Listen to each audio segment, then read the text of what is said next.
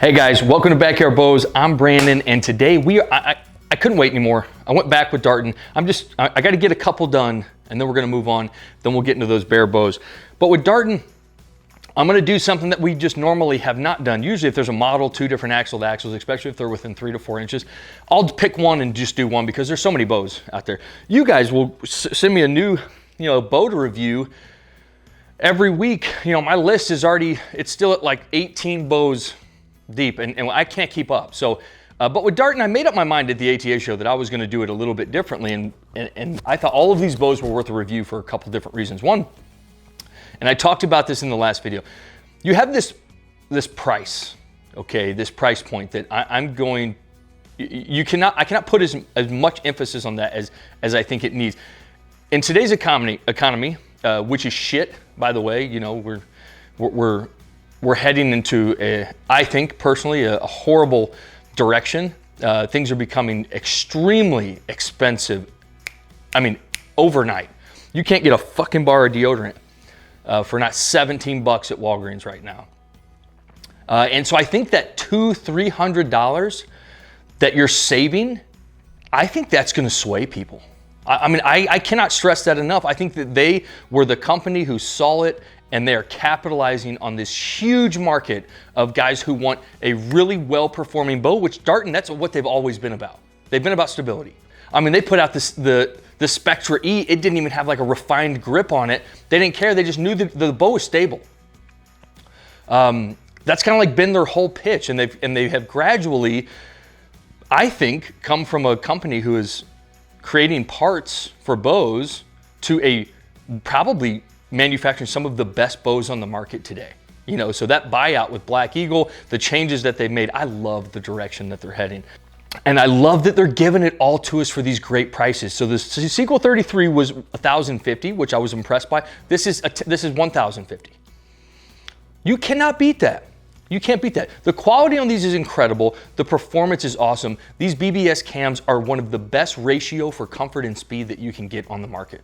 I mean, it's awesome. Now again, I'll mention it doesn't come with all the bells and whistles that we're seeing on these new technology bows, but simplicity sometimes is just better to me.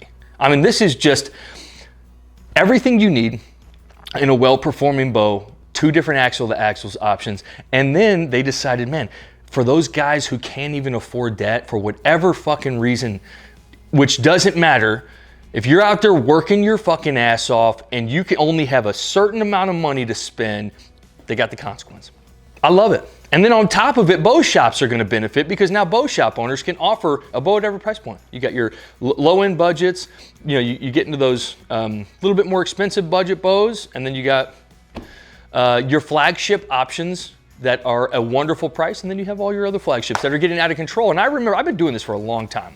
I first started off with buying and trading used bows. Couldn't afford anything new.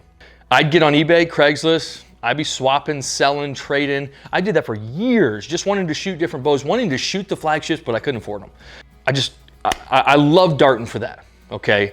And I think they're gonna benefit from it hugely. So let's jump into it. This was the shorter axle to axle of the 2 sequels. You got a little bit over 31, 6.3 inch brace height, 4.45 pounds, 40 to 50, 50 to 60, 60 to 7 pound limb options. It goes from 25 out to 30 and has a little bit of fluctuation on that let off from 80 to 85. You do have a short stop down here, kind of a stabilizer position to allow you to kind of manipulate the balance of the bow a little bit better, kind of moving your stabilizers where you want, getting that perfect feel for you. I love that. They did add an integrated rest spot, which I think is more importantly than anything with the sight. If I was to pick between adding an integrated rest spot on the back and then adding kind of an inlined sight, I'd go with the integrated rest spot. Mounting the sight on the side of the bow, it's never ever gonna be a problem to me. It's just something that I do not see, it's a complete luxury at this moment in time, or it's for aesthetics, because it looks a little bit better. But everything else on it is simple, but also beautiful. They created these risers from the ground up. Everything is brand new. Beautiful risers. I love this King's camo. The grip on these is just perfect. They literally took the riser is extremely detailed, very well balanced, a really nice, just a really nice bow here. Nice solid limb and limb pockets, and then go to these BBS cams. Again, some of my favorite to date, On the 33, we did it at 60 pounds, but I mean, you could not have gotten a smoother bow. 70 pounds, we're gonna go with this, back to our kind of traditional style of review. But I'm telling you, even at 70 pounds short of axle, this thing is still as smooth as you can get. Just incredible. Really nice solid cable guards on here. I mean, the quality and durability, which we'll grade at the end, is top notch. For the price, you cannot beat it, I'm telling you. This is one of those ones where, since we're doing kind of a redo of the same model, today's gonna be about performance, okay? So we are gonna shoot and shoot and shoot. I threw that 60-pound review in there for those guys who have been asking. But I love that I'm gonna do this one at 70, just because I like being able to compare everything and see for myself the feeling of the bows. From what I remember from the ATA show, I think I shot both of them at 70, but they both blew me away. So we got a ripcord rest in here, one of those old ripcords. I love what ripcord is doing. We got one of the new rests in, which we will review, but those old ripcord rests are some of my favorite. I think I got like 6 of them in there. You just can't beat them. I love the tall sides on them. They kind of hold that arrow in there really nice and secure. I got this old IQ, and then we got a Mountain Series stabilizer from AAE. This thing, the balance is nice. I love the weight of it. It's just like a little substance. It's nice and light, but it has a little substance to it. Here we go. So I think at 70 pounds, it feels maybe right under. And again, you should be pulling the weight that you can. So right now, 70 pounds to me is perfect. I've pulled 70 for a really long time, but even as I've gotten stronger, it's just something that's like, it's just a good weight for me to pull. I'm really stable kind of when I pull it. It feels good to me. But if you're somebody who pulls 60, pull 60, pull 50. I know an older guy right now that still hunts with 50 pounds, and he slays whitetail. So pull whatever's comfortable to you. I would say this feels maybe right under 70 pounds. It's a good pull, but it's very linear, like we talked about. So, you have just a nice pull back until it lets off. Little bit of feeling in your hand. I have a sense that the balance, it has a little bit, kind of a little bit of the countering of the balancing, but it's not. Yeah, little feel to your hand. The draw cycle, and I think these are some of the first, this is a brand new bow, so some of the first pulls with this. As we shoot that freestyle shoot, as you guys know, some bows just kind of open up. I think this one will really open up nicely. So I like the timing. They got some timing marks on there, which we've kind of seen more and more of. I like that. That one felt good. That one felt good. Got your 2 screws, really easy to maneuver around. A nice little string stop. Again, you can change the size of that string stop to get a little bit of difference in that let off, which when I changed them in-house at the shop, honestly, I didn't feel too much of a difference, but I like the hold on it. I like it all. So what we've been doing is we let someone shoot what they come in to want to shoot. And then if they mention at all price, I just throw this in front of them. I mean, that's to me, and they're like, wow, this shoots just as good. This feels just as good. And they're like, wow, well, and it's a couple $100 less. So swaying people over, it's never easy. You get guys that are really stuck on a certain brand, and that's not even necessarily what I'm trying to do. I'm just trying to accommodate them as an individual. And if they mention something about, the price point, I just kind of like show them different options. And this is always one where like I get the same reaction every time. It feels just like every other bow in the shop. I mean, just all around, they're impressed with the quality, all of it. Let's get outside. It's a little rainy. I set up an umbrella for the camera. We're still gonna get after it and shoot. And we'll do what we do. So occasionally you guys will give me a shut up and shoot, Brandon. So that's exactly what we're gonna do today. Today it's just gonna be about performance. We're gonna sling as many arrows as we can through this. The rain finally stopped. I'm gonna take advantage of the rest of this day. So here we got our main targets. This is kind of where I'm sitting, shooting. I shoot at these all day long, every single morning, drinking coffee. This is kind of my main spot. We got a boar at 25, $2 at 30, and we'll just get to shooting. I love the shot cycle. Really clean. We'll see about noise here in a little bit when we do those. I did the speed test, stop raining, we jumped outside. We'll go back in and get the noise here soon.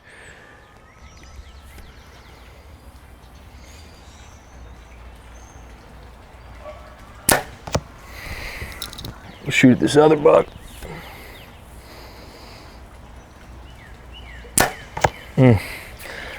Sets up nice, sets up quick. I love the draw cycle. These two bows, I can't wait for the consequence. Let's go to the other side and we'll shoot some longer shots. So with as many bows as we have, we are also gonna start throwing in these accessories since we have gotten so many sent to us. If you haven't watched the mule stabilizer, do so. You will love it. You will love it. It's like, I don't talk stuff up too much, but occasionally I'll come across something where like, I love it more and more. Every time I pick it up, I love it more and more. I have it on that X-Lite 31 right now. It's just perfect. I can't wait. We got 2 weeks. We got these turkeys. Actually, we got a little bit longer than that, but I don't know how many more weeks, maybe three, 4 weeks, we're gonna be slinging at some of these turkeys here. Throw this one in the mix.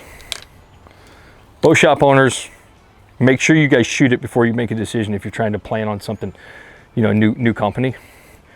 I think Darton, Black Eagle, I think it's just a great company to invest in. Another thing is like, if you're debating, if you're, you know, I got some guys who'll come to the shop and say, I've been shooting this bow for like 15 years, I'm ready to make a change. They want to go with the same company. And I always tell them, let's shoot a whole bunch of different ones because man, how far have we come? You know, everything's so different now. Shoot a whole bunch of different. I always throw this one in the mix. We got a buck at 30. So I always go bottom to top. So I always come up into a critter. Some people come down. I kind of float up into them. The stability on this is great. So you can really tell as you're kind of rising into that target zone. Really nice vertical straight line. There's not much float to the pins. Quick too. Sets up real nice and quick. All right, let's go to that black bear at 40 and then we'll do the full draw stall. I like that one.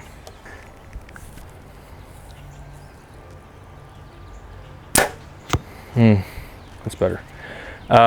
Let's go 60 seconds, little black bear. Full draw stall. We'll see how this thing holds.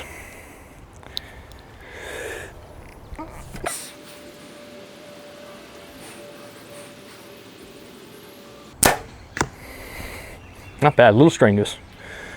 You know, especially comparing it to the Sequel 33 at 60 pounds, Sequel 2031 at 70 pounds. It's night and day. A little bit strenuous, but not bad. 60 seconds was probably like where I would want to cap out at.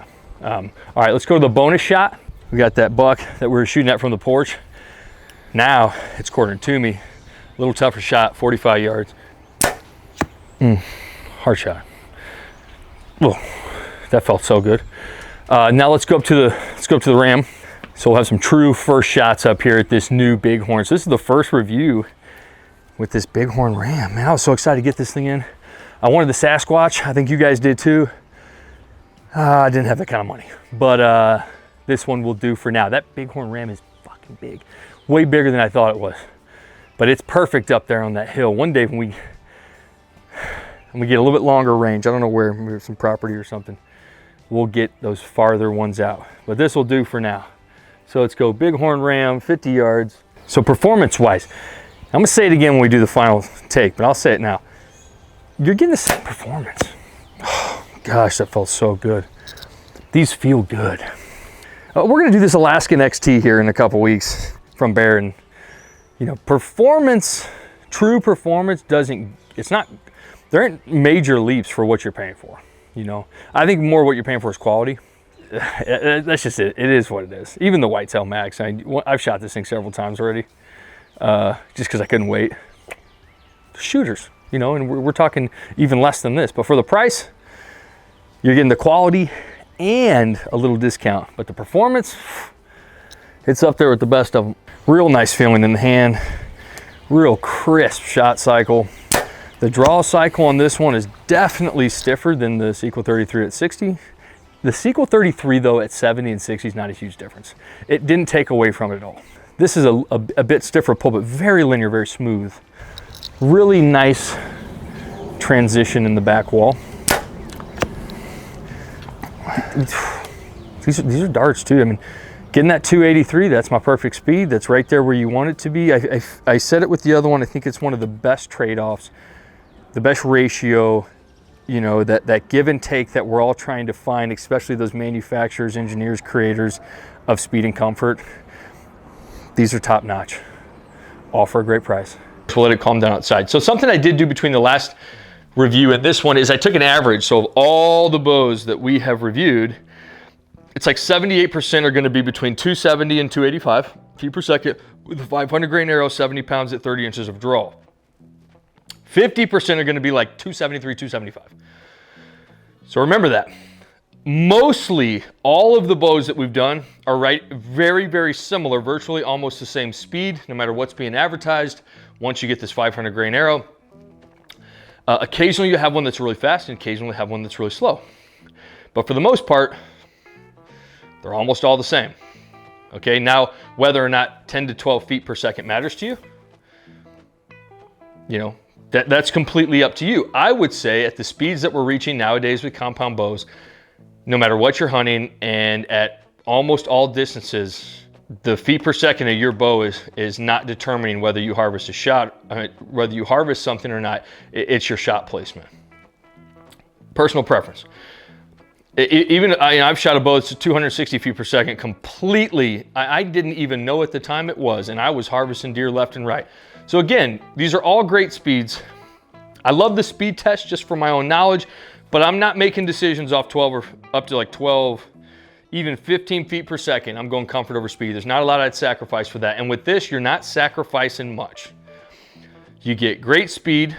You get great comfort, really nice smooth draw. You get some good stability. And here we are. I think it's going to be probably high 270s, maybe 280, right at that perfect range. And then to me, that's 283. That's, and then you just got a really nice complete bow. The ratio is beautiful. It's a really, really nice, and I feel like that was the goal for forever. So what they've accomplished here is like what we want. We're not seeing too much of a difference. You're really not. Over 10 years, you're really not seeing too much of a difference. We're still getting the same speeds. We get some new technology that we've added on here and there, but the speeds almost have not changed. I don't know if you know that. We're not getting, they might advertise in these IBO ratings of, getting up to the 350s feet per second, but if you do any test with a realistic hunting arrow, we're almost in the same speeds. My reason over there, or the Monster Chill, some of those older Mathews bows, they get almost the same speeds as all the bows that were here, and they're like 15 years old, so 12 years old. So again, just remember that. These bows these days might be a little faster, some of them, but for the most part, they're all the same. Let's go 280, so that's 8 out of 10. That's awesome. Okay, that's right what I want to see. And really all this rambling I'm talking about is just for anybody new, don't put too much effort into that. Find something that's comfortable for you. Find something that you see yourself shooting a lot with, getting those reps in, that you're gonna be consistent with. The speeds that we're getting on most every bow that you're gonna pick up in a shop, from a, budget bow from Bear all the way up to your most expensive carbon, they're gonna have similar feet per second, and they're all gonna be fast enough to do what you're wanting. Let's go a heavier arrow. This is 560. 269, that actually was really nice. That kept its speed really well. All right, I'm so excited for the Consequence. And I don't know when exactly I'm gonna get my hands on it, but stay tuned for that one. If you haven't watched the 33 do it, we did it in 60 pounds for you guys, which you guys requested. And then we have the Sequel 31, which we did back in that original 70-pound standard that we do here at Backyard Bow. So right off the bat, it is a shooter. It got 282, so it's humming. 8 out of 10 right off of the bat. We said the 60 pound at the 33 option got in the 257. If it was to be in 70 pounds, it'd probably get the low 70s, so I gave it a 7 out of 10, but 8 out of 10 here, and then across the board, we're just gonna give it, almost the same everything. You got 8 out of 10 quality. These are very, very, very well-made bows for the price. The best price bows on the market today, flagship-wise. Appeal, I love the King's Camel. I love the risers on these, man. They did a fantastic job redesigning these. And that's a hard task to do, is to fully overhaul an entire line of bows and redo the entire thing, including the cam systems, and come out with something that is so well made, very well done on that end. Technology, we gave it a 6 again. Again, I like this new bus tuning system. Very easy to work on, very simple. Again, simple is really nice in the archery world. I keep saying it over and over again. We saw Prime take a couple steps back from those dual cams that they used to run. Simplicity is just, it's key. I love the direction that Darton's heading to. They can't step back from that E system. That was a very complex system, and again, went back to something very simple, easy for you to work on if you're somebody who's hands-on at the home, easy to tune. This thing was a breeze to tune, and time. It was just a really, really simple and quick process to get this thing shooting right off of the bat. I'm gonna give it a 9. I think even though I would say the 33 outperforms this one when it comes to comfort, this one getting the speed that it does with such little sacrifice in that draw cycle, I would go 31 all day. It's a perfect compact bow for me, my draw length. It gets some wonderful speeds. You're not sacrificing on that draw cycle like you see with some of these other companies with the shorter axle, the axle of two of the same model. I think this is a great option for all. Right across the board, just like the 33, it just gets a really nice even score right across on everything fit to finish for the performance side. So love what Darton's doing. Can't see what they have in store for us next. I cannot wait for the Consequence. Give me the Consequence. That's why I need it. It's like one of the bows I've been looking forward to the most. And I promise you guys, if you're looking for that really nice flagship quality budget bow, the Consequence is a hitter. Make sure you don't buy a bow off a single bow review. Get out there, shoot a whole bunch of different bows. If you have not tried Darton, go try one. This is a whole new line, whole new look to the company. So get out there, give them a shot. I promise you won't be disappointed. Make sure above all else, no matter what you're shooting, what your setup is, get those reps in. See you next time.